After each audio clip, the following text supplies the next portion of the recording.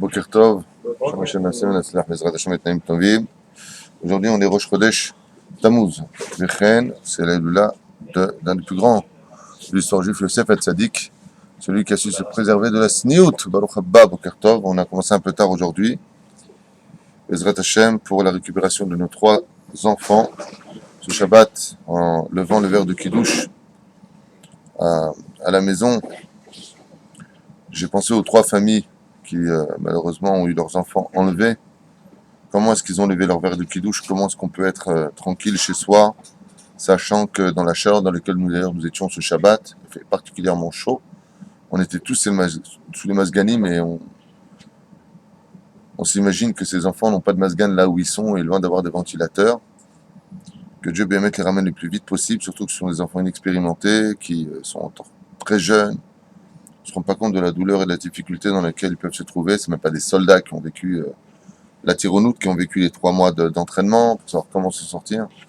Situation très très difficile. Et nous, on vit notre vie, on fait des teilim. Vraiment, c'est Bezrat Hashem, qui nous le mérite de prendre sur nous une mitzvah pour leur libération le plus vite possible. Shabbat Melech HaMashiach, viten lahem ala rosh. Nos halachot, Sefer Hamidot. J'aimerais commencer, quand on est dans la Ilula de Yosef Hatzadik, un Mahamar sur le mois de Tammuz. Je vous en ai parlé hier pendant Shabbat, brièvement. Mais on tombe dans le mois où, malheureusement, les 2 mois, le mois de Tammuz et le mois de Av, ainsi que le mois de Tevet, sont dans les mains de Esav, de Edom. C'est nos ennemis qui possèdent le mazal de ces 2 mois-là. Et comment est-ce qu'ils arrivent à nous retirer notre mazal en dénudant nos femmes? Comme on a vu, l'abondance du peuple d'Israël vient de la tsniout de Myriam. Myriam est morte, il n'y a plus d'eau. Aaron, qui étudiait, enseignait à Torah Rodef Shalom, est mort, il n'y a plus de magen, il n'y a plus de protection pour le peuple d'Israël. Donc voilà, moi je voulais me proposer de faire sur le fameux Soda Hashmal, un mamar sur la tsniout al-Pikabala. Pas un truc, il faut mettre des collants, il faut être sanoua, pas du tout. Un truc mamash hard, qui parle du pourquoi de la tsniout dans le secret des choses, que nous révéllerons un petit peu plus, bien entendu, des rajouts de droite et de gauche que Rabbi Nachman pourrait nous enseigner. Alors sans plus tarder, dessus, sur le jour, c'est comme question-réponse. Si vous avez des questions avant, on le fera, parce que ce shiro-là, il est long, donc on le fera en plusieurs épisodes. Davar Shalom Afriali. Première halakha, Israël Mechalel Shabbat de Farasa, Afalpi, Shedino Kakoum, un juif qui prendrait sa voiture pendant Shabbat, c'est-à-dire qui transgresserait Shabbat en lieu public, et non pas qui fumerait une cigarette chez lui, Kemosh Katav Rambam, donc, sauf il chol Shabbat, Pitom Uteret, Kevan, She'en Bo Isur, Hatunot. On a dit qu'on n'a pas le droit de manger le pain d'un goy, qui prend tout ce qui était bichou par un goy. On a dit qu'un juif qui est Mechalel Shabbat, en public, il est indigne de goy. Il est comme un goy. Alors la question que pose ici le Rav Ovadia, c'est est-ce qu'on aurait le droit de manger son pain, lui? Arrête, tu vas chez quelqu'un qui est Mechalel Shabbat. Maintenant, lui, il te fait à manger. On a dit que s'il prend la voiture Shabbat, il est indigne de goy gamour. Ça veut dire tout ce qui concerne le goy le concerne aussi. La question qui est posée, c'est une question énorme. C'est de savoir, est-ce que maintenant je peux manger des mains dans la semaine? Le mec, il vient me faire le psalouloubia. Est-ce que je peux manger ou pas de son manger à lui? C'est la question qui est posée. Omer Kevin dit non, il n'y a pas de problème. Et pourquoi il n'y a pas de problème? Quel est le issour des goïms? Pourquoi est-ce qu'on ne peut pas manger le bichoul goy? La raison, c'est quoi? De peur qu'on en vienne à se marier avec eux. C'est-à-dire que se marier avec un non-juif est considéré comme étant tellement grave dans la Torah que de manger de la nourriture, parce que quand le gars il a pris une casserole cachère, il va allumer le feu, tu prends pas. Pourquoi? Maïesh. Ben, la sorcellerie, ça va, cool. Il dit non, de peur que ça rapproche les cœurs. Il dit, mais là, étant donné qu'il n'y a pas d'interdit de se marier avec un juif qui met halal Shabbat, malgré tout, donc le bichul goy ne rentre pas dans la considération hein, que même s'il est indigne de goy gamour, oui, ce serait permis de manger de lui. T'as compris la question, Stéphane? T'as pas compris la question. La question est de savoir, est-ce qu'on a le droit, Stéphane, de manger d'un bichoul goy, d'une cuisson d'un non-juif? Non. Ça, on est d'accord. Est-ce qu'un juif qui prend sa voiture Shabbat, le Shabbat est considéré comme étant goy dans la halakha? Absolument. Ah, parce que tu ne connaissais pas cette halakha. Alors sache qu'un juif qui mechalel Shabbat befaresia, c'est-à-dire en public, il est comme un goy gamour. Ni on peut le considérer dans un minyan, il ne peut pas monter à la Torah, on ne peut pas le prendre pour le Kaddish. Rien. Dino qui est goy gamour. C'est-à-dire, de ce que j'aurais entendu, même pour le Rav Ovadia Yosef, avant qu'il parte de ce monde, il aurait fait comprendre de ce que j'ai entendu qu'aujourd'hui, il n'y a pas de din de Tinokot Shenishbu. Pourquoi? Il dit qu'aujourd'hui, tout le monde sait parfaitement que c'est Shabbat. Shabbat, c'est publié, on n'a pas oublié, ça y est. On est revenu dans l'ère de la connaissance. Il y a des cours partout. Donc on ne peut pas le faire monter à la Torah, on ne peut pas s'occuper de cela. Et là, pour le shalom, dans les synagogues, on ne va pas comme ça se battre. Ouais, tu es venu en voiture. Ouais, quoi, moi je suis plus juif que vous, j'ai donné de l'argent. Tu sais comment ils sont les gens. Alors pour le shalom, Shabbat shalom, on fait style, on l'a pas vu, mais on ne le fera pas monter. S'il veut monter, qu'il monte de lui-même. Enfin, tu as compris jusqu'à maintenant. La reine, la question qui était posée, c'est de savoir si maintenant, lui, il est un digne de Goy Gamour, est-ce qu'on a le droit de manger de ses mains de ce juif-là qui est Mechalel Shabbat? Normalement, c'est non. Mais étant donné que l'interdit de manger de Bichoul Goy, c'est de ne pas qu'on se marie avec, et qu'on peut se marier avec un juif qui est Mechalel Shabbat dans l'absolu, la reine, même si ce juif-là est Mechalel Shabbat Befaresia, et qu'il a un digne de Goy Gamour, c'est-à-dire qu'il a une halakha qui le considère comme étant un non-juif absolu, dans ce cas précis, malgré tout, on pourra manger de sa cuisson. Pourquoi? Parce que l'interdit de ne pas manger de la cuisson d'un non-juif, c'est de ne pas qu'on se marie avec. Et là, il n'y a pas de rapport.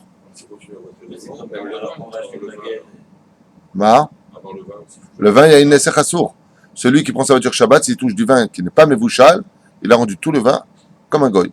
Nesser. Alors, là. Ça n'a rien à voir. Le din, non, il y a fait mode. Je pose une excellente question à Abraham. Le yain Nesser n'a rien à voir avec le bichoul. Rien à voir. Yain Nesser, c'est un din. Pour lui-même, c'est une halakha pour elle-même. Le bichoul, c'est un autre din. Ils n'ont pas dit le vin va rapprocher les cœurs. C'est pas ça que c'est marqué. Si le gars, c'est une question Magabo, Avodazara, la preuve en est, et si c'est un Ishmaeli.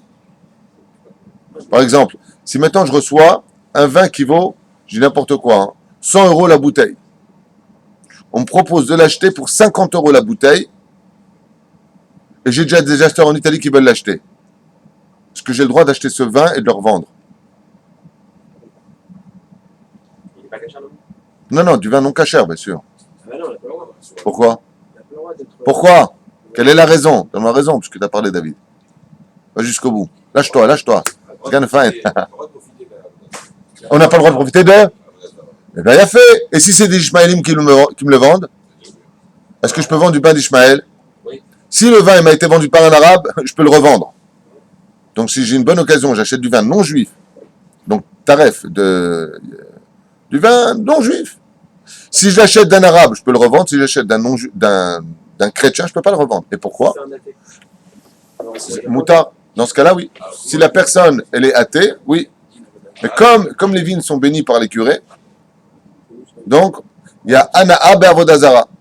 Avodazara, ça voudrait dire que dans ce cas-là, un Ishmaéli qui aurait touché au Yain, c'est le Yain Nesser.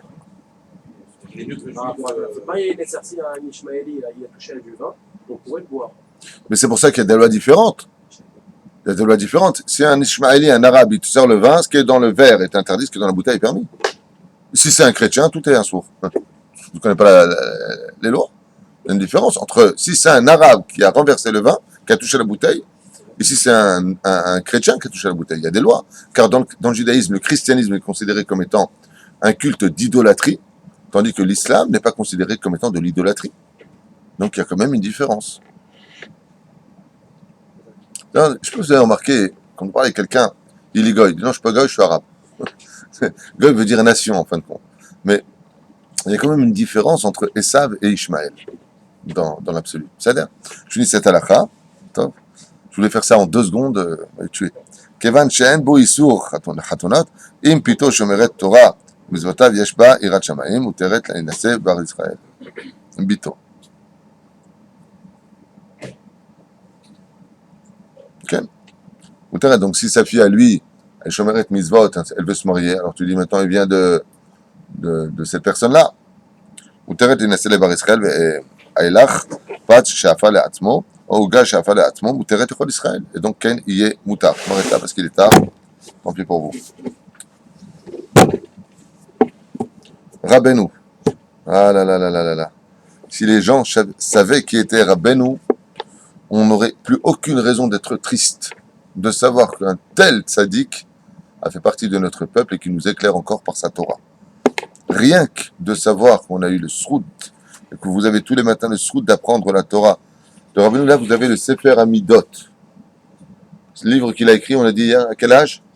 Il avait 6 ans quand il a écrit ce livre. 6 ans.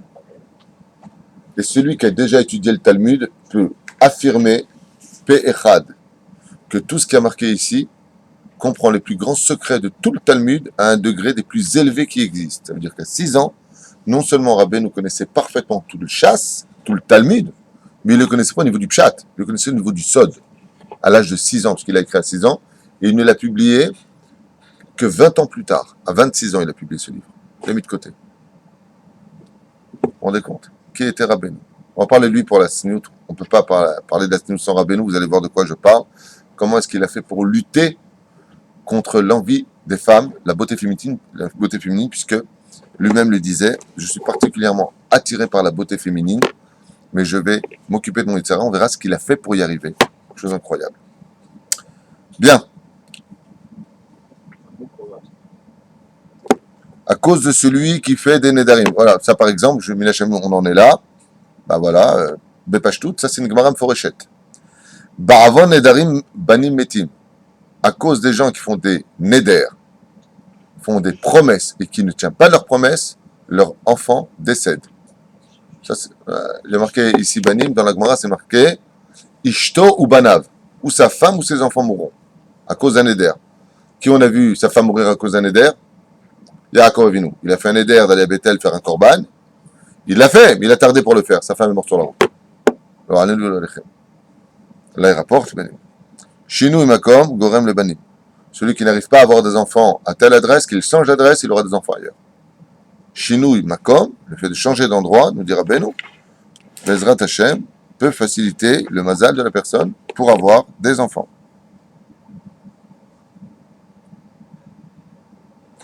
Et pour finir avec Rabbeinu, il dit Banim Gedolim Enam Metim Ba'avon Avotehem. À partir de quand on dit que les enfants payent pour la faute des parents? Quand ils sont petits. Mais quand ils sont grands, on ne peut pas dire que maintenant ils vont payer pour la faute des parents. Aval Bemakom Shesh Chilul Hashem, Afilu Gedolim. Mais si les parents ont fait Chilul Hashem, ou d'un endroit où il y a un Chilul Hashem, c'est-à-dire une profanation du nom divin, même s'ils sont grands, les grands enfants peuvent mourir à cause de la faute des parents. Atkan. On commence le mamar sur le Soda Hashmal, Be'ezrat Hashem, sur la Tzniut. Avant, vous aviez une question? Oui, j'avais une question sur la Paradouma. Sur Paradouma. On voit certains articles comme quoi ils ont retrouvé une Paradouma en vache rousse, donc en Amérique du Sud. En Amérique du Sud, une vache rousse aurait été trouvée selon les critères de la Torah. Alors, justement, la question c'est plus est-ce que la halakha est compliquée pour définir qui est ou pas une vache rousse? Et l'autre question c'est qui fera la bdika de la vache rousse et quand est-ce que ça interviendra? Quand tu auras Mashiach, tout ça. Quand tu auras Mashiach, il viendra faire la vérification de la véracité de la vache rousse, à savoir qu'elle est totalement et intégralement rousse, qu'elle a 1 an, qu'elle a ses 2 poils qui sont bien maintenus au-dessus des 2 épaules, que les yeux sont fixes, comme le prescrit la halakha, que les 2 cornes, aucune blessure et pas de défaut. Mais elle est compliquée ou c'est relativement simple? C'est relativement simple. Ce qui est compliqué, c'est de trouver cette vache. Donc si aujourd'hui, on sait qu'il y a une vache rousse qui a été trouvée, si vous avez entendu que le chilazon, à ce qui paraît, aurait été retrouvé, un rav qui dit qu'il posséderait le chilazon, qui vivra verra. Mais en tout cas, si on en est déjà là, c'est que Mashiach est vraiment ici présent, parce que là, tout est prêt. Il n'y a plus que lui qui manque. Besséder? Question? Pas de question? On commence? David, t'as pas de question aujourd'hui? Non, mais surtout pas s'il y a un jour comme ça. Surtout pas s'il y a un shiur comme ça. Alors, c'est un shiur un peu long. On commence tout de suite ce shiur, Bezrat Hashem. On retrouvera le dimanche prochain. Pourquoi je tiens à faire ce shiur? Parce qu'on rentre dans des mois compliqués et que la mode aujourd'hui a dépassé tout entendement. C'est-à-dire que à l'époque, les femmes ont commencé à sortir en short. Il y a longtemps déjà. Ensuite, le short est devenu très court. Ensuite, on est passé au khoutini. Je ne sais pas comment on dit en français. Le string. Où les femmes sont sur la plage, sans soutien-gorge ou zéou, juste avec un string. Aujourd'hui, ils ont créé le nouveau string sans les fils autour. Ça veut dire que c'est pas une blague. Ça fait vraiment pas rire, ça fait pleurer. Et je crois qu'au Canada, ils ont déjà permis de se promener comme ça sur les trottoirs qui mènent à la plage. Ce qui fait que tous les enfants, ça a été filmé, sont choqués. Les gens sont intégralement nus. Ils ont fait une espèce de... Vous savez, les serre-têtes qu'on met ici, ils ont fait exactement la même chose pour la femme. Bidjouk, juste pour couvrir l'endroit un tout petit peu large, Vézéou. Donc la seule différence, c'est qu'il n'y a pas de fil autour. Voilà où est-ce qu'on en est. Il faut savoir que tous ces gens qui se promènent comme cela, je ne fais pas partie d'une secte, je ne suis pas un rabbin débile, je ne suis pas une personne fanatique, mais juste avant de commencer, j'aimerais vous dire un mamar qui n'est pas marqué ici, que mon épouse m'a lu au nom de Rabbeinu, au nom de Rabbi Nachman de Breslev, qui quand il a voulu se soigner de, excusez-moi le mot employé, la maladie de l'amour des femmes, parce que c'est une maladie d'aimer les femmes, comme disait Rabbi Moshe Deri d'ailleurs, un homme à femme c'est un homme malade, un homme qui est atteint d'une maladie, c'est une drogue. La femme, dans son absolu, tu vois une femme, t'es comme ça, tu vois une femme, t'es comme ça, sache que tu es quelqu'un de malade. C'est-à-dire que ton corps est empreint d'un virus qu'on appelle le Yetzerara de la femme. C'est tout. L'opachot de l'euter. Je ne parle pas du cas exceptionnel. Les gens qui sont toute la journée à fuir des femmes, ils vont à la plage d'une journée, ils sont en train de crever toujours pour mater celle-là et celle-là et celle-là. C'est des malades. Les gens qui sont face à des films interdits, c'est des malades. Il faut le savoir. Ce sont des gens qui ont des problèmes psychologiques. C'est un virus. Rabbi Nachman de Breslev dit avoir été atteint de cela. Il aimait tellement la beauté féminine qu'il en était malade. Qu'est-ce qu'il a fait? Il est arrivé à un tel degré après avoir jeûné 2 semaines d'affilée, y compris pendant le Shabbat, que sa neshama est sortie de son corps. Et quand il est sorti de son corps, il a demandé à Hachem de l'emmener vers le monde de ces femmes qui passent leur temps à montrer leur beauté. Et Akadosh Baruch Hu lui a donné accès à cela. Vous voulez entendre la suite? Il a demandé à Akadosh Baruch Hu qu'est-ce qui se passait pour ces femmes qui ne se cachent pas, comme Sarah Imenu aléa Shalom, qui était d'une beauté hors pair, puisqu'elle fait partie des 4 plus belles femmes de l'histoire. Et Sarah a dû, comme elle était particulièrement belle, passer sa vie à se cacher, constamment dans l'attente. Pourquoi? Pour ne pas que les yeux des hommes tombent en la voyant, vu sa beauté si élevée, comme ce fut le cas de Pharaon, qui était prêt à donner tout pour la voir. Comme ce fut le cas de Esther, où Ahashverosh était prêt à donner tout ce qu'il possédait, puisque Chetzi ve'otretzi yotze shalem, jusqu'à la moitié de mon royaume, je suis prêt à te donner, tellement tu es belle. Les gens sont prêts à tout perdre pour la beauté, d'où l'expression fais très attention aux femmes dont le visage est exceptionnellement beau. Parce que si elles ont le malheur de savoir, tu seras leur serpillère toute leur vie. Elles utiliseront cette force pour te faire du mal. C'est extrêmement rare, voire unique au monde, de trouver une femme sublime, particulièrement très belle, avec l'Aïrat Shamaï. C'est très rare. Je ne sais même pas si ça existe. Je ne parle pas d'une belle femme, je parle d'une femme très très belle, une femme qui ne te laisse pas indifférent. Et Rabbi Nachman était très attiré par cela. Donc on l'emmenait dans un monde très très élevé. Il est monté dans un monde tellement élevé qu'à part lui, on ne sait pas si d'autres ont été voir ce qu'il y avait là-bas. On lui a montré une marmite. Il est arrivé dans une pièce, il a vu une marmite. Et dedans, des morceaux de corps humain. Excusez-moi pour le mot employé, mais je ne veux pas changer l'histoire. C'est ce qui a marqué. Des morceaux de corps humain qui est en train de bouillir dans une marmite. Un pied, une main, un genou, une tête. Et Rabbi Nachman, quand il a vu ça, a été tellement dégoûté qu'il a dit, mais c'est quoi cette horreur? C'est quoi cette odeur? C'est quoi? J'ai demandé à voir la plus belle femme du monde. Qu'est-ce qui se passe dans les cieux? D'où est-ce que ça vient? Et l'ange qui était donc préposé à faire cuire ce corps à l'intérieur de cette marmite a fait sortir ce corps et l'a recomposé devant Rabbi Nachman de Breslev, qui s'est écrié « Je n'ai jamais vu une beauté plus belle au monde qu'elle. Jamais. » C'était une des plus belles femmes de l'époque de Rabbi Nachman de Breslev, en 1700 et quelques. C'était une des plus belles femmes de cette époque, qui passait son temps à montrer sa beauté aux hommes. Pour chaque œil qui s'est posé sur sa beauté et qui l'a descendu au niveau de l'estime de sa femme, parce que quand tu as une femme que tu mets jolie et que tu vois une autre, tu regardes ta femme, fais des comparaisons. Pour un homme, c'est une souffrance. Il aurait bien voulu avoir cette beauté. Pour cette femme qui ne s'était pas cachée, dit Rabbi Nachman de Breslev, j'ai vu de mes propres yeux ce qu'on en faisait. Alors, la morale de cette histoire, c'est pas de dire, quoique ça fait quand même peur d'entendre ce genre de choses.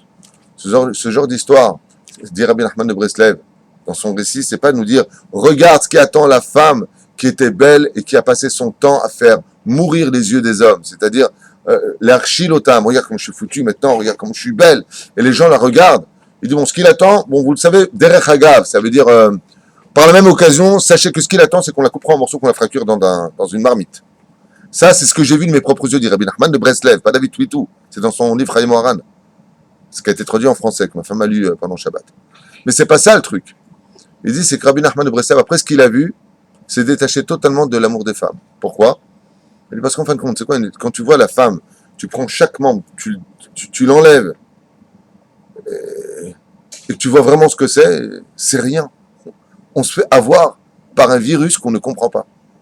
À Kol Evel Avalim, a dit le roi Salomon. Lui qui a eu 1000 femmes les plus belles de ce monde. Bémet à Kol Evel Avalim, a dit Rabbi Nachman de Breslev. En fin de compte, Mazé Isha. Tu prends les choses, tu les décortiques. Mazé. Tu enlèves les 2 mm de peau qui couvrent sa beauté. Tu as des fibres, des veines, de la graisse, du sang, de la chair. C'est Magaïl. C'est la raison pour laquelle, d'ailleurs, Adam Arishon a rejeté Eliélité, sa première femme, parce qu'il a vu se composer selon les Chachamim. C'est juste 2 mm de peau qui font toute la beauté d'une femme. Tu lui retires ça, on n'a plus de femme du fond, tu lui retires juste la peau. Qu'est-ce que tu lui vois? La chair. Tu as envie d'aller vomir. Rabbi Nachman a dit, la beauté féminine, c'est de l'arnaque. L'opachot de l'oïter. C'est de l'arnaque. La vraie beauté, c'est l'intériorité. Maintenant, si d'extérieur, elle peut être belle, cette beauté n'est valable que si elle ne se montre pas. Donc, juste une petite mise en garde pour toutes ces jeunes filles et ces mamans, encore pire, qui montrent sur Facebook toutes leurs photos et où j'étais, regarde quand je suis en maillot de bain, et regarde comment je suis comme ça, regarde comment j'ai maigri ici, et que tous les hommes la voient. Rabbi Nachman de Breslev dit d'avoir vu de ses propres yeux ce qui leur attend après. Et ce qui leur attend après, c'est couper en morceaux dans une marmite en train de cuire. Est-ce que c'est vrai ou faux? Qui vivra verra, Anilo Yodéa. Ce que je sais, c'est que ce que dit Rabbi Nachman, Zéhémet. Voilà, juste cette petite parenthèse. Des fois, il faut des électrochocs. Je sais que ça fait mal d'entendre ça, pour peut-être arrêter ce genre de choses, de s'assimiler dans les lois de Édom. Car Édom, dit le Ben Ishraï, arrive à nous maintenir et laisser le temple détruit par le manque de tsniout des femmes d'Israël. C'est comme ça qu'il dit, en retirant leurs habits. Maintenant, avant de commencer, une autre préface qui vient des Mikoubalim. Je t'écoute. Si, c'est une maladie. J'ai pas dit que c'est des malades. C'est une maladie. Bah, c'est aussi Dieu qui a fait qu'on puisse voler le copain. C'est aussi Dieu qui a fait qu'on peut insulter un copain. C'est Dieu aussi qui a créé des points pour donner des coups de poing. Mais qu'est-ce que ça veut dire normal des choses? C'est pas normal que je tombe amoureux de la voisine qui est mariée avec un mec? Ben mon cœur l'aime, elle m'aime. C'est cool, and the gang. On veut dire que les hommes sont attirés par les femmes. L'homme est attiré par la femme pour ne pas qu'il tombe dans d'autres hérésies, comme tomber amoureux d'un homme ou d'un cheval. Ce qui est le cas aux États-Unis. Donc Dieu, il a fait un Yetzer Hara positif pour ça. Ouais. Hein, aujourd'hui, tu entends ton fils qui est amoureux d'une femme, il faut dire Baruch Hashem. Heureusement que c'est pas un homme. Parce qu'aujourd'hui, on en est là. Tu comprends? Donc on a un Yetzer Hara que Dieu nous a créé, mais le Yetzer Hara, il a été créé à juste mesure. Tu comprends? Pour qu'il soit orienté, ces Yetzer Hara, vers la bonne direction. Heureusement que l'homme est attiré vers le côté féminin. Non, on parle pas de ça. On parle du mec qui est accro de toutes les gonzesses. Il y a des gens qui sont prêts à souffrir toute une journée entière, rien que pour mater les meufs qui passent. Appelez ça les meufs, les femmes, c'est ça qu'on voulait, mais vous avez compris ce que je veux dire. C'est une maladie. C'est bon. Il y en a qui vont s'asseoir, par exemple. Une fois, il y a très très longtemps de ça, j'ai vu un jeune homme de 16 ans assis au canyon à Jérusalem, en plein été. J'ai dit, qu'est-ce que tu fais assis depuis tout à l'heure? Je passe, je suis repassé, je devais faire une course, j'avais un rendez-vous avec quelqu'un là-bas, et t'es là et tu bouges pas. Il m'a dit, qu'est-ce que tu veux que je te dise? Je mate. Toute la journée tu mates, toute la journée je mate. Je vois une meuf, elle me dit, je sais pas où j'habite. Top. C'est une maladie. Rabbi Moshe Ederi Alav Shalom, mon Rav, disait, c'est une maladie aussi. C'est une machala, mamash kasha meod. Le jeu, c'est une forme de drogue, c'est une maladie. L'argent, c'est une maladie. Rabbi Nachman écrit noir sur blanc qu'un homme doit se travailler de se détacher du mammon. Parce que ça peut devenir un avodazara de la femme. Tous les vices sont des maladies. Maintenant, la définition du mot maladie, il faut savoir ce que ça veut dire. Rabbi Nachman dit qu'il est né avec la maladie d'amour, la maladie de la femme, la maladie de l'argent. Il est né avec tout ça. Il les a tous travaillés, tous détruits. Tous changés. Préface. D'où vient le problème de la tzniut? Pourquoi on nous parle de la tzniut chez l'homme et chez la femme? Reprenons ce que nous dit la Torah elle-même. Quand Dieu a créé l'homme et la femme, il les a créés nus. Veloïd Boshichou. Ils n'avaient pas honte. Donc ils étaient intégralement nus. Bien entendu, ici on parle de choses, on ne peut plus sod, c'est-à-dire secrètes. Voici qu'après la faute, se sont ouverts leurs yeux, et donc les yeux qui représentent l'ouverture de l'âme, c'est-à-dire que de tout le corps humain, comme vous le savez, la seule fenêtre par laquelle l'âme peut rentrer dans ce monde, pénétrer ce monde ou voir ce monde, ce sont les yeux. C'est pour ça que les Chachamim nous disent qu'un homme aveugle est considéré comme mort. Ça veut dire quoi, il est mort? Il n'est pas mort, parce qu'il ne voit pas qu'il est mort. Il y a des gens qui aveugles voient mieux les choses que des gens qui voient tout. Et là, pour t'enseigner que la Neshama, elle est compliquée dans sa concrétisation à travers le corps, parce qu'elle ne peut pas s'exprimer à l'extérieur du corps. La Neshama est prisonnière. Donc c'est comme si elle était morte, puisqu'elle elle ne voit pas ce qui se passe. Un homme aveugle a beaucoup plus de chances de moins fauter qu'un homme qui voit. Comme on l'a vu avec Rabbi Mathieu Ben Harash, c'est crever les deux yeux pour ne pas fauter. Tu te crèves les yeux, tu ne fautes pas, puisque tu ne vois pas. Et encore même avec ça aujourd'hui, il y a des gens aveugles qui fautent avec ce genre de choses. Même aveugles.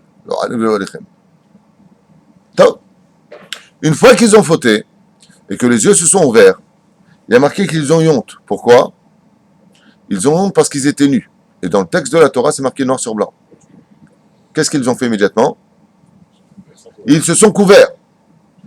Ils ont pris le Etz Te'ena, selon la tradition qui aurait été l'arbre de la connaissance du bien et du mal, la figue, parce que les feuilles de figue sont effectivement larges, et ils se sont couverts. Alors qu'avant la faute, ils n'étaient pas couverts. C'est-à-dire que la mise à nu, dans la Torah, appartient d'Afka au monde de la faute et non pas au monde de la perfection. Car dans la nature des choses, telle que Dieu a créé l'homme, avant la faute, donc l'homme parfait, il était complètement couvert. Couvert de quoi? D'une peau d'ongles. Mais dans l'absolu, pour nous, dans notre langage, il n'avait pas de peau. Il n'avait pas de vêtements. Voici qu'après la faute, Akadosh Baruch Hu vient et accomplit le premier chesed vis-à-vis de l'homme. Lequel? Vayas Hashem Elokim Knot Or. Il leur a fait des vêtements de peau. Ces vêtements, en hébreu, donc dans le langage qu'on appelle le Lashon HaKodesh, vont s'appeler par 3 dimensions différentes. Et ces 3 dimensions, ces 3 mots qui vont définir le vêtement, vont accompagner au niveau idéologique la réparation de la faute originelle. Le premier, ça s'appellera Beged. Beged, pourquoi Dieu a-t-il appelé ce vêtement Beged? Parce qu'il vient du mot Begida, Boged, qui veut dire en hébreu, tu as trahi ma parole, tu m'as trompé. Comment tu dis en hébreu quelqu'un qui te trahit? Un Boged. Donc le vêtement que nous portons vient rappeler à l'homme qu'il a trahi Hachem. Dieu a dit tu ne feras pas et tu feras, tu garderas, d'accord? Et en même temps, tu feras une mitzvot positive, une mitzvot négative dans la création du monde. Et qu'est-ce qu'on a fait nous? On s'est dénudé de toutes les responsabilités, on a mangé de la connaissance du bien et du mal, et on s'est rendu compte qu'on était nus, on a eu honte. Donc d'ailleurs, apprenez de là, dirait le Baal Shem Tov, que tant qu'un homme a honte d'être dénudé, il a encore un espoir à faire teshuva. Mais s'il est capable de se promener en trottoir intégralement nu, c'est que cet homme-là n'a plus de honte sur le visage. C'est d'ailleurs ce que veut les Tzerat de cette génération, qu'il n'y ait plus de honte sur terre. Chutzpah yisgeh, il n'y a plus de honte. Je fais ce que je veux, je me montre, t'es pas content, c'est pareil, je bronze à poil devant Hachem, je fais ce que je veux. Ces gens-là sont pires que la première faute originelle, parce que non seulement ils fautent, mais ils n'ont même pas honte de fauter. Et ils se montrent. C'est-à-dire les mecs qui se marient entre mecs, dans les journaux, ouais ben là je me marie, voilà mon mec. Robert a épousé Christian, le barbu. Je pense sympa ça, tu vois, pour les gosses. On enseigne ça aujourd'hui dans les écoles. Vous allez voir ce qui va se passer à la fin des temps. Yom Ketanour. Alors comment je trouve à régler le problème en un seul jour? Boum! Vous verrez, c'est pas de moi, c'est le prophète. Ouais. En un seul jour. Un jour plus brûlant qu'un four. Ça s'appelle la bombe atomique. Dieu va provoquer des guerres chez les nations du monde. Il va y avoir un boum! Comme il y a eu le déluge d'eau, À la fin des temps, c'est prévu un déluge de feu. On l'a lu dans la Haftara de ce Shabbat. Car Dieu s'exprimera vis-à-vis des nations du monde dans un déluge de feu. Dans Ishayahu, prophète Isaïe. Noir sur blanc. C'est ce qui attend. Pour l'instant, le calme que vous voyez autour de vous, il ne se passe rien, pas de tremblement de terre. Comment ça fait que Dieu ne réagit pas? Parce que quand il va réagir, ça va être un din vecheshbon total. Une finalité absolue. Heureux les Juifs, Baruch Hashem, qui ont la Torah dans les mains, et heureux les Juifs qui se préservent leurs yeux et qui sont dans les yeshivot. Quand il y a le déluge dehors, il faut rentrer dans l'arche. C'est les Bate Knesiot, Bate Midrashot. Le deuxième nom qu'on a donné aux vêtements, c'est le mot Madim. Madim qui vient du mot Midot. Travailler, c'est Midot. Donc, Vedot veut dire vertu. Les vêtements expriment les vertus de l'homme, comme la Gemara le dit, car les vêtements sont le respect de l'homme. Levusho, Zeu Kevodo. Et le troisième que l'on donne, c'est le mot Levush, qui vient du mot Boucha. Les Hitlabesh en hébreu veut dire s'habiller. Les Hitlabesh veut dire retire la honte de toi à travers tes habits. Couvre-toi. Levush, Boucha. Donc on voit qu'en hébreu, les trois noms qui ont été donnés pour les habits viennent justement nous apprendre que nous sommes venus réparer la faute originelle pour retrouver la lumière du premier jour à travers les habits. D'où l'importance de la tsniout chez la femme. Et pourquoi Dafka chez la femme? Parce que c'est vrai que dans cette génération, ça a encore un peu changé dans ce domaine. Mais avant, un homme, on regardait. Aujourd'hui, les hommes passent, il faut faire attention. Un homme aussi doit être sanois. Hein. Il va être regardé par les hommes, par les femmes maintenant. Ça devient compliqué. Non, mais c'est vrai, c'est un truc de fou. Quoi. De quoi on est tombé. Mais c'est vrai que de l'autre côté, la tsniout a toujours été particulièrement reliée à la femme, parce qu'une femme, c'est beau. Désolé de le dire, une femme, c'est beau. Comme dit, il y a une marloquette à savoir quelle est la beauté de la femme. Dans le Tamil, une marloquette à savoir quelle est la beauté de la femme. Est-ce que c'est sa poitrine ou est-ce que c'est ses cheveux? Marloquette. Il y en a qui dit c'est la poitrine. Il y en a qui dit non, c'est ses cheveux, sa chevelure. Vous comprenez? La reine Bisiata d'Ishmaïa, Adam Isaer Meod, et on rentrera tout de suite dans le texte, basé essentiellement selon le Zohar, sur la profondeur de la tsniout. Nous qui rentrons dans les mois chauds, les mois où les gens aiment se dénuder, et comme dit souvent mon frère Samy, mieux vaut avoir chaud sur terre qu'après la mort. Mouva, comme ça il dit. L'ikichat Sarah shte pe'amim mi bet Abraham le Paro va Abimelech. On a vu que Sarah Imenu, une des plus belles femmes de l'histoire, a été prise 2 fois prisonnière dans sa vie. Une fois chez Pharaon et une fois chez Abimelech. Le Ramezet al-Khurban Bet Amigdash shte pe'amim.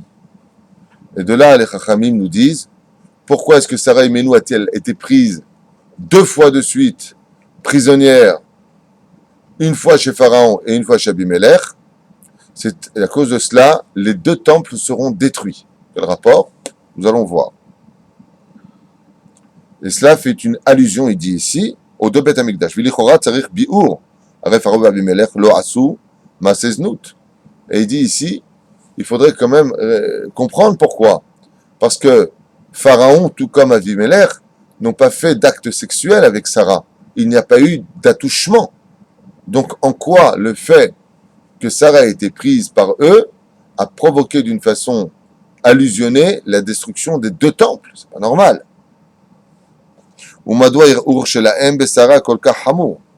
Et dans ce cas-là, pourquoi le Hir'ur, c'est-à-dire que le fait qu'ils aient vu cette beauté-là et qu'ils aient pensé à elle aurait provoqué la destruction du temple? Ce que vous venez de comprendre, c'est que parce que ils ont vu la beauté de Sarah et qu'ils ont pensé à sa beauté, qu'ils n'en dormaient pas la nuit, il va savoir ce qu'ils ont fait, les 2 temples seront détruits. Attendez de voir de quoi est-ce qu'on parle. V'chein matzinu b'Gemara dans Masechet Yoma à la page 29 Amoud Aleph, il y a marqué Ir'urei avera kasho me'avera. Il faut savoir que de penser à la avera de la femme, de penser à la nudité de la femme, est plus grave que l'acte lui-même. Et en quoi ce serait plus grave? C'est que l'acte couvre le monde de l'action, tandis que la pensée couvre le monde des neshamot, c'est-à-dire que ça peut monter jusqu'au monde de la Hatzilut. Parce que la neshama arrive jusqu'à Hatzilut. וצריך להבין מדוע הערעור חמור יותר ממעשה העבירה עצמו. Alors le Ben Ishraï, je ne sais pas ce qu'il va dire ici, mais le Ben Ishraï donne déjà une réponse que je vous rapporte tout de suite. Maran Ben Ishraï dit, parce que l'acte peut être récupéré par la Teshuvah, tandis que la pensée, étant donné qu'elle n'a pas de lieu, elle n'a pas de souvenir. Car la pensée, comme un oiseau qui vient passer au-dessus de nos têtes, on l'a oublié à bout de 2 jours, cet oiseau qui est passé au-dessus de notre tête. Il dit, la pensée, elle demandera une réparation parce que tu as taché ta neshama. Il dit, le fait d'avoir pensé à la beauté de cette femme-là, bien automatiquement, tu ne feras jamais teshuva dessus. Ce qui fait que les pensées sont soignées après la mort et non pas pendant la vie. Et on sait que de payer après la mort ses avérotes, c'est beaucoup plus douloureux que pendant la vie. Donc, quand tu as commis une action qui n'était pas valable, tu peux te rappeler du lieu, tu peux te rappeler de la personne, tu peux te rappeler de l'heure. Donc, tu peux faire une vraie teshuva, puisque tu as dans les mains de quoi tenir pour cette teshuva. Mais quand tu as des mauvaises pensées sur une fille, avec ta secrétaire, tu la regardes, attends, tu l'as pas touchée, tu dis à ta femme, soir, ma vie, je ne l'ai jamais trompée, je ne l'ai pas touchée. Un grand gadeb. Pourquoi? Parce que quand tu la mates, tu la mates. Et quand tu la mates, Hamour, Ir'ur, Yoter, Mim'aseh. Le Ir'ur, hein? Je n'ai pas dit que. J'ai pas dit ça. Ça, c'est parce que ça vous arrange de le penser comme ça, mon petit malin. Non. Celui qui touche, il fait une avéra. Celui qui pense, il fait une avéra. Seulement celui qui touche, malgré tout, le fait d'avoir touché, il a aussi pensé. Donc, sauf Maaseh Mahshabat Echila, s'il a touché, il a 2 avérotes, celle d'avoir pensé et celle d'avoir touché. S'il a pensé, il a une avéra. Mais cette avéra, elle est plus lourde que les 2 autres. Dans quel cas? C'est que dans le premier cas, il a touché parce qu'il a pensé. Sauf Maaseh Mahshabat Echila. Mais il a une adresse pour la pensée d'abord. C'est pour ça que quand on fait une teshuva sur une action, on ne doit pas faire simplement teshuva sur l'action elle-même. On doit aussi faire teshuva sur la pensée qui a mené à cette action. Mais la pensée en elle-même, dit le Ben Ishraï, elle n'a pas de souvenir. Elle est passée, on a une pensée. Ça serait pas plus alors une pensée? Alors pour cela, il faut aller voir un rab qui s'y connaît, il va te faire exactement du tikkun des pensées. S'il a touché sans penser, c'est S'il a touché sans penser, ça n'existe pas. Le mec, il saute sur la fille, il lui dit je pense pas. Je sais pas. Je cherche des clés. Le mec, il touche sans penser. Il y a un davarkazé. Les Chachamim nous disent sauf maaseh mahashavat echila. Il n'y a pas de pensée sans action. Il n'y a pas, d'action sans pensée. Parce que si, par exemple, par inadvertance, tu touches une femme, elle va te dire, monsieur, oui, vous avez votre main sur ma poitrine. Ah, pardon, j'ai pas vu. Et tu recommences pas.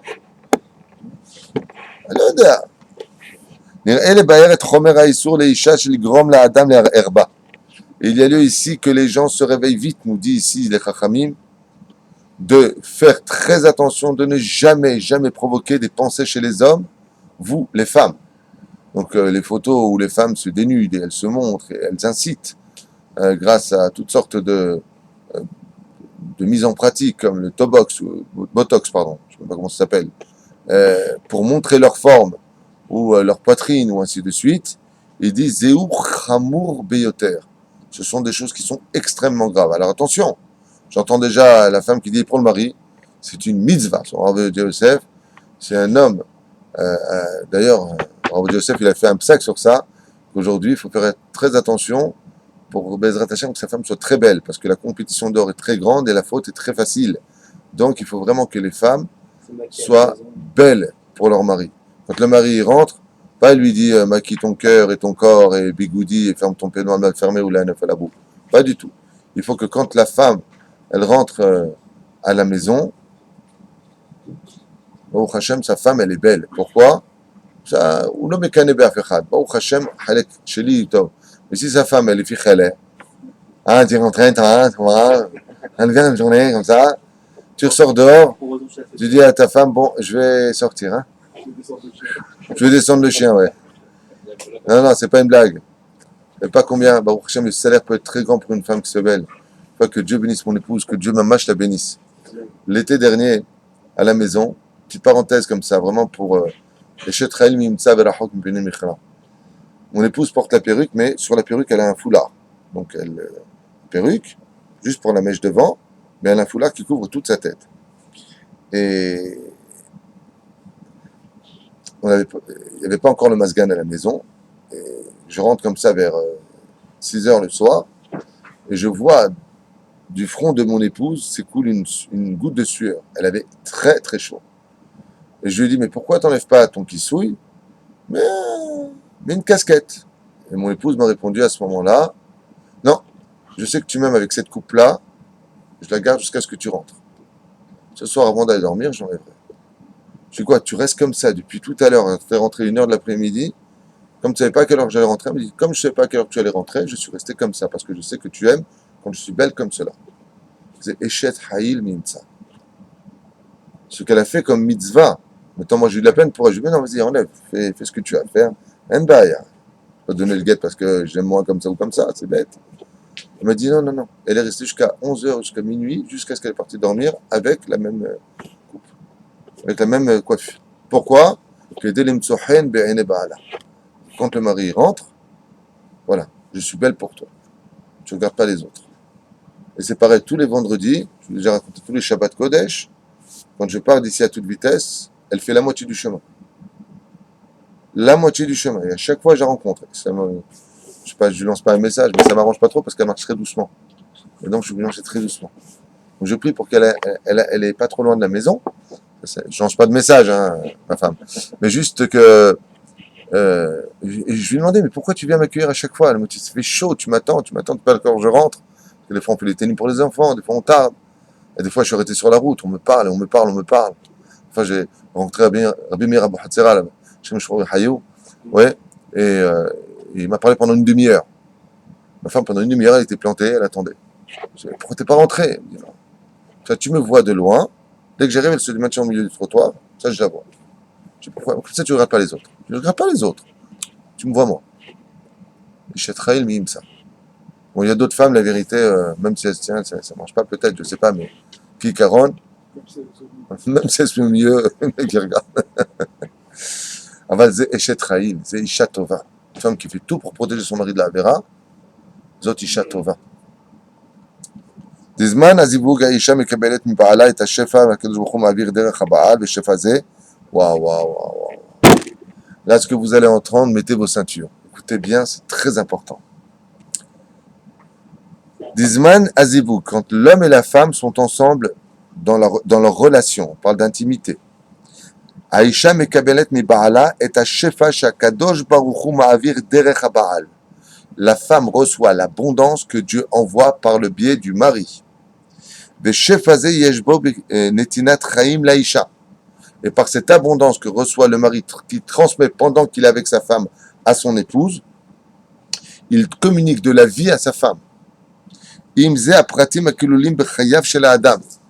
Donc en fin de compte, il communique à sa femme les virus de la vie que lui a obtenus dans la journée. S'il est cool au Torah, il transmet à sa femme de la Torah. Mais s'il a regardé les femmes, il transmet à sa femme quoi? L'impureté du virus de l'amour de la femme chez son épouse. Kemo shekatuv re'echaim im isha asher ha'afta. Comme le verset nous le dit dans Kohelet, nous dit le roi Salomon, regarde la vie avec ta femme, ce que tu as aimé. Donc quand un homme regarde les femmes, qu'il sache qu'il va transmettre à son épouse quelque chose de supra-négatif. Car quand un homme fait l'amour à sa femme, il lui transmet de la vie en même temps. De la vie qui ne vient pas de lui. De la vie que Dieu transmet. Comme a dit d'ailleurs Hana, qui n'arrivait pas à avoir d'enfant, elle lui a dit à Dieu, dans sa prière, Imlo avalibanim kimeta anochi. C'est aussi ce qu'a dit Rachel.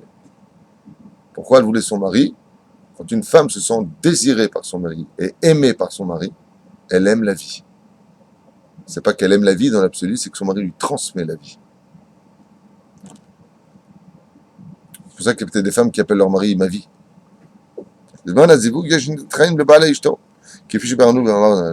ובעל שמשפיע על אשתו חצי משפע החיים שהוא מקבל לעצמו. ובזכות השפע הזו, הוא זוכה לחדש את השפע עבורו.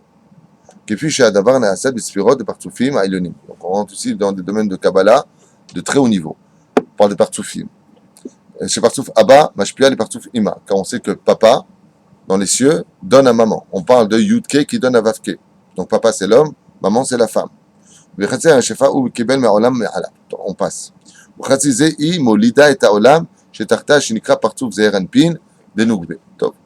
On traduit pas, c'est pas la peine, parle de choses profondes, on avance. Enfin, vous avez compris une chose, que quand un homme va avec sa femme, c'est pas une petite histoire. Il se passe beaucoup de choses dans les cieux. Parle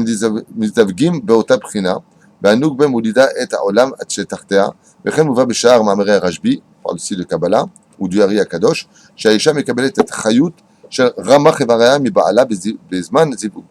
et qu'est-ce qui serait à vivre pendant l'action entre un homme et une femme?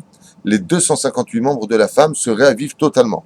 Et c'est une des choses pour laquelle la femme est essentiellement dépendante du mari. Laquelle?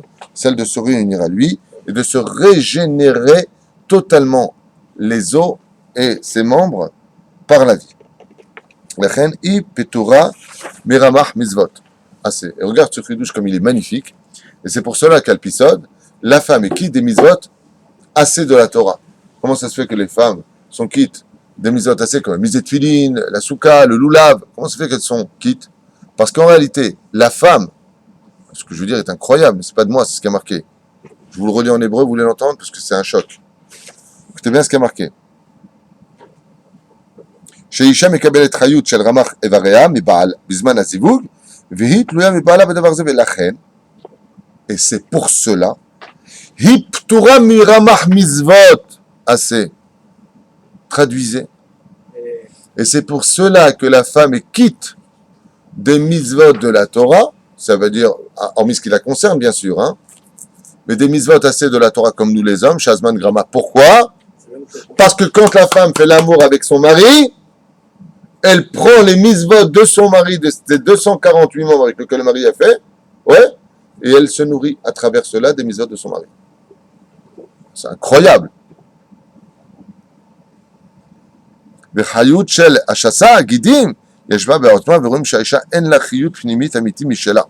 c'est pour cela que la femme n'a pas de vie pour elle-même, mais qu'elle est dépendante du mariage, de son mari. C'est-à-dire que la femme n'a pas de mitzvah de se marier, mais elle a intérêt à trouver son mari, à le garder, pour la simple et bonne raison, c'est que ses membres à elle ne vivent dans ce monde que par rapport au fait qu'elle est son mari avec qui elle va s'enjoindre dans l'amour, en faisant l'amour à son époux. Donc imaginez la pauvre femme qui est mariée avec un mec qui ne fait pas Torah ou mitzvot. C'est comme si elle a trouvé un stylo en or, mais il n'y a pas d'encre. Plus un homme pousse son mari à l'étude de la Torah, plus elle régénère ses cellules et la femme, plus elle pousse son mari à l'étude de la Torah, plus elle se régénère dans l'étude grâce à lui. Elle revit grâce à lui. C'est ce qui est marqué ici au nom de Rashbi et du Hari Akadosh, comme ça le ramène. Et c'est ce qu'il dit. Car la femme ne vit pas de par elle-même, par ses 248 membres. Mais uniquement quand elle fait l'amour à son mari, alors là, elle se remplit totalement de cette situation. Donc juste en même temps, une occasion pour les femmes qui sont tout le temps fatiguées, des migraines, je suis pas bien, machin. Ben justement, on fait l'amour, tu auras peut-être moins de fatigue et moins de migraines. Ça veut dire protège ton mari d'abord de la vera, ça c'est premièrement. Mais si il nous dit que pendant le zivoug, la femme chaya et tatzma, pardon, elle se régénère. Donc des fois, c'est la date. Car me via Zohar Kadosh, shish muprinat neshama, comme dit le Zohar Kadosh, l'homme est la neshama, vagouf hi, et le corps de l'homme, c'est sa femme. Donc c'est pourquoi on dit qu'un homme est moitié tant qu'il n'est pas marié, parce qu'un homme sans sa femme n'est rien d'autre qu'une neshama. Il n'est pas encore concrétisé. Qu'est-ce qui va faire de lui un homme? C'est l'autre moitié. Comment s'appelle la femme dans le Zohar Kadosh? Le corps. C'est pour ça qu'un homme, Bezrat Hashem, gâte sa femme par le monde de la matérialité, une belle maison, des beaux bijoux, des belles robes, et la femme gâte son mari par le monde qui le concerne à lui, l'étude de la Torah. בזמן הזיווג הגוף מקבל את חיות הנשמה שלו. בדבר זה ידוע בגשמיות שהאישה מקבלת שלמות נפשית ורוגע פנימית בחיה בחיי האישות. On vient de dire, on le répète en un résumé. וכפי שמצאנו בגמרא, dans Masechet Kiddushin, à la page Zaïn 7, Amoud Aleph, il y a marqué Tav le metav tan dou, mi le metav armeleu. Ça veut dire que il est préférable pour une femme de vivre avec qui vient deux maris, ça veut dire d'avoir un mari compliqué, handicapé, on va dire le mot comme cela, que de ne pas, armelou c'est veuve en d'autres termes, que d'être veuve ou chas shalom sans mari. Mieux vaut avoir des maris problématiques à la maison que pas de mari du tout. Pourquoi ? Parce que si la femme ne revit qu'à travers le mari, si elle n'a pas de mari, elle est chas shalom ou veuve, ou alors on va dire même divorcée, il faut qu'elle se remarie vite parce que chez elle, être mariée, ce n'est pas simplement un but dans la vie, car la femme vit par le biais de sa cuisine, comme disait Chachamim. La femme aime bien qu'on la félicite sur ses mains, sur sa façon d'avoir cuisiné. Okay? Ça ne veut pas dire que la femme doit être dans la cuisine. Les plus grands cuisiniers ne sont pas des femmes, c'est des hommes. C'est pas ce que je veux dire. Et la femme vit par rapport à ça. Pourquoi elle se fait belle ? Pour sa copine ? Pour qui ? Pour son mari. Donc la femme, elle a besoin d'être mariée, pour qu'avec elle, elle partage sa vie. Mais lui, il va beaucoup plus loin que ça. Il dit Bichlal, que c'est vital pour une femme d'être mariée. C'est pas une question de mitzvah ou pas mitzvah. C'est vital pour elle d'avoir un mari dans la vie. C'est pour ça que dans Masechet Ktubot, à la page 65, Amoud Bet, il y a marqué Zivug Nikra Achila. Le zivug, le fait d'aller avec son mari, ça s'appelle manger. Ma Kesher. Masechet Bagmara, Zivug Nikra Shtia. Et dans Nedarim, à la page 20, Amoud Bet, il y a marqué que faire l'amour à sa femme, ça s'appelle boire. Donc on a vu que ça s'appelle manger et que ça s'appelle boire. Ma'inaf kamina. Verum zibug mechaye et aisha. מבחינת אכילה ושתייה וכן מה שכתוב בגמרא, שאישה המכינה את עצמה לייחוד עם בעלה נמשלת לעורכת שולחן. Et c'est pour cela que quand un homme va avec sa femme, les Chachamim ont dit dans la Gemara que la femme c'est comme si qu'elle mettait la table, ma kesher, étant donné qu'elle va se réaviver ses membres par la achila et shtia pour le corps, en d'autres termes par l'union qu'elle aura avec son mari, d'où l'importance pour la femme d'arriver à la jouissance, c'est considéré pour elle comme si qu'elle passait à table. והוסיף הרב הגדול, הגאון רבי צדוק ניסן, שקודם נישואין אין האישה מנוחה בשקט נפשי. C'est pour ça qu'une femme, avant qu'elle ne trouve son mari, n'est jamais reposée. Elle a tout le temps un peu peur de ne pas trouver son mari. Comme si que c'était quelque chose en elle qu'elle ne comprenait pas de vital et d'impératif. La femme a peur de ne pas trouver son mari. Elle est toujours angoissée dès qu'elle arrive vers les 20 ans, 21 ans, 22 ans. Elle commence vraiment à s'angoisser. Azma, pas de mari, mayesh. Non. C'est quelque chose de vital pour elle. Kemosh Katouf. Donc, qu'est-ce que c'est ces femmes homosexuelles ou ces femmes qui ne veulent pas se marier ? C'est les femmes mortes, vous avez compris. Femmes qui ne veulent pas se marier. Si elles cherchent à se marier, elles font ce qu'il faut et qu'elles ne trouvent pas, c'est autre chose. Je ne parle pas de ça. Et les femmes disent non, moi, j'ai pas besoin de mari dans la vie pour lui laver ses chaussettes, ses slips, tu sais, les femmes grande bouche là. Ouais. Ça s'appelle des femmes mortes. Si Dieu veut, il y aura triatamétim pour elles. Yitain Hashem lachem tsena menucha isha bet isha. וכן מובא בשולחן ערוך, המזדווגין עצמם יקראו משותחים, כי תרגום ותשקוד הארץ, ושנת הערה במניין מתוחה, וכן מצאנו במדרש, ומצאנה מנוחה אישה בית אישה. Donc comme on a vu, la femme qui a trouvé son mari, elle peut se considérer comme étant menoucha. Elle peut être reposée. Elle aura d'autres soucis avec lui, hein. Le mec peut l'insulter, il peut la faire souffrir, ce que tu veux. Mais malgré tout, zinikra menoucha. Mikan, je finis jusqu'au point parce qu'il est déjà 9h06, je vous libère. Mikan, il dit ici, She'en korat ruach laisha ela bevet ba'ala, qu'une femme réellement ne peut être sincèrement équilibrée que dans la maison de son mari, pas la maison de son père. Que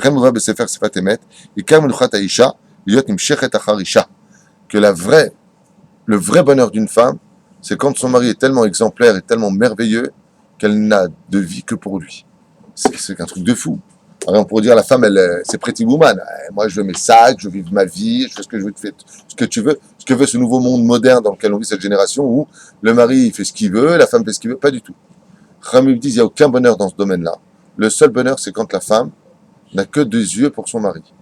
Elle est vraiment dans ce domaine-là une femme équilibrée et complète. On n'a pas commencé sur le domaine de la sinus, c'était une préface du livre qui nous y mènera à dimanche prochain si Dieu veut. Kol Tov. Shavua Tov, Vechodesh Tov.